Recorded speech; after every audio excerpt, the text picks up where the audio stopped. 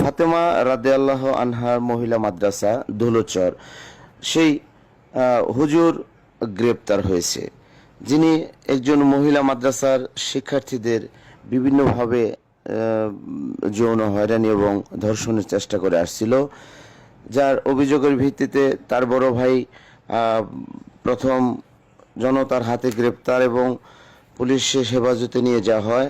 পরবর্তীতে যাকে দেখতে পাচ্ছেন সেই ওবায়দুল্লাহ তালহা, যিনি চরম অপরাধী, গ্রেপ্তার করেছে টাঙ্গাইল সদর মডেল থানা পুলিশ। আমরা ধন্যবাদ জানাই সাব ইন্সপেক্টর আমির হামজা সাহেবকে, ধন্যবাদ জানাই টাঙ্গাইল পুলিশ সুপার মহোদয়কে এবং ধন্যবাদ জানাই র্যাব 14কে, যিনি এই আসামি ধরতে আশ্বাস দিয়েছিলেন তারা যে কোনো মূল্যে এই অপরাধীকে